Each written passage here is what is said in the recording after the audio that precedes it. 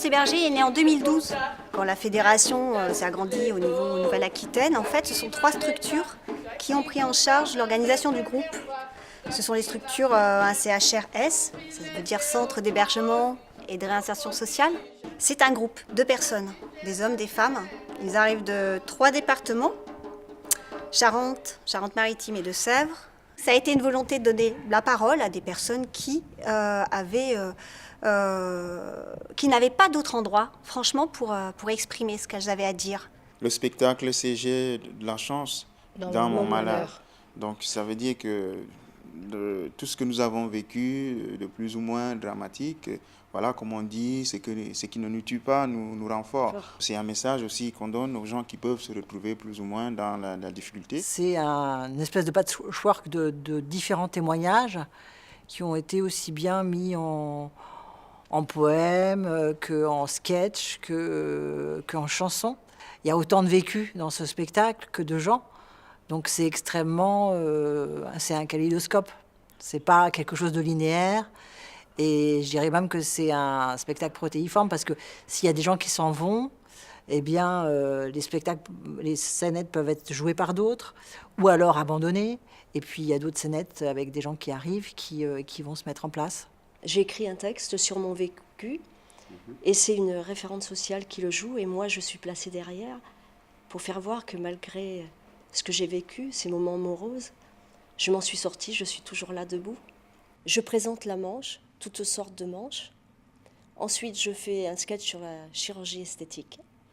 Dès le premier rendez-vous, je lui ai demandé ce qu'il pouvait faire pour moi, pour mes paupières qui tombent.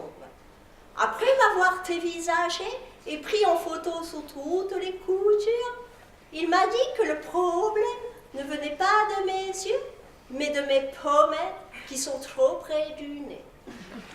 Il a conclu en me disant qu'il allait me tirer les oreilles pour arranger ça. Il y a une force, il y a une joie dans ce groupe que je retrouve rarement ailleurs. Hein.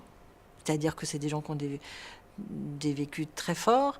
Les gens qui accompagnent, c'est des métiers extrêmement prenants. Ils sont sur scène aussi, hein, et aussi ils ont une matière à amener parce qu'eux, ils voient tout ça tous les jours, ils le vivent tous les jours. Ils ont cette espèce d'implication. Et effectivement, la matière qu'ont amené aussi les gens qui travaillent, c'est très important. Puis eux, ils vont sentir. Ils vont me dire un jour, non, un tel, faut pas... Aujourd'hui, tu le laisses tranquille. Il a vécu ça, quoi. Mon rôle ici, c'est présenter la Manche internationale. Donc je représente un peu le Sénégalais qui est arrivé en France et qui doit faire la Manche pour survivre. Pour nous, les étrangers, faire la Manche en France, c'est pas facile. Alors, pour rigoler, je suis les blancs bobos.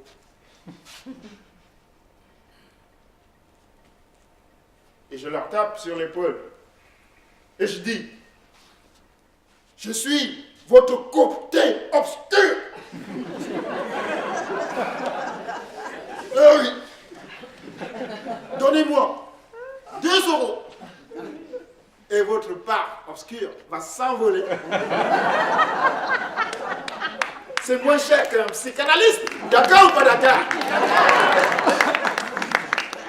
Je fais un spectacle sur Mère Courage, sur le placement des enfants. C'est très dur de vivre le placement de ses enfants. Moi, je l'ai vécu, donc je peux en témoigner.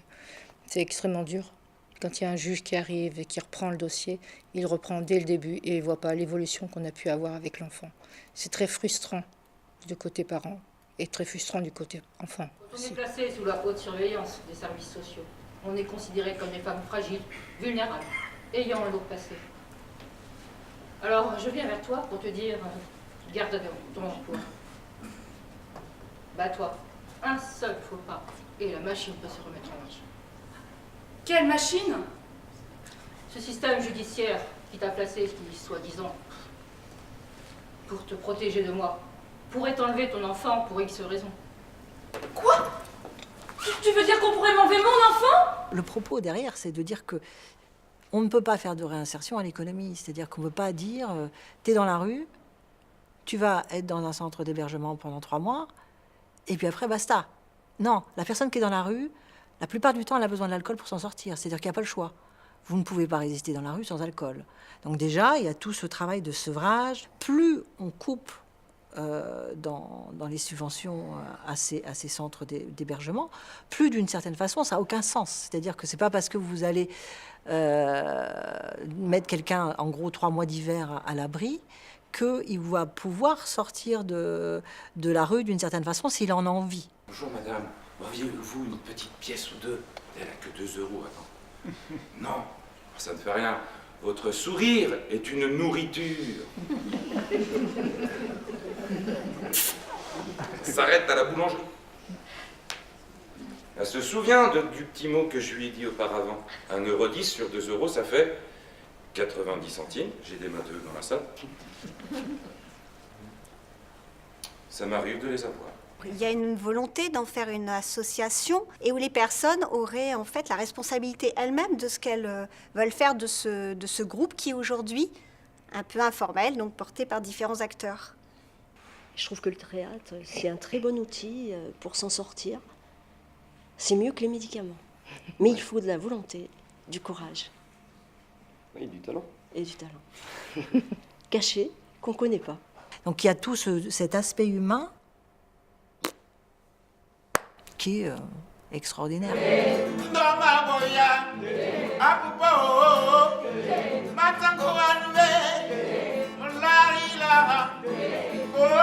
je suis bon.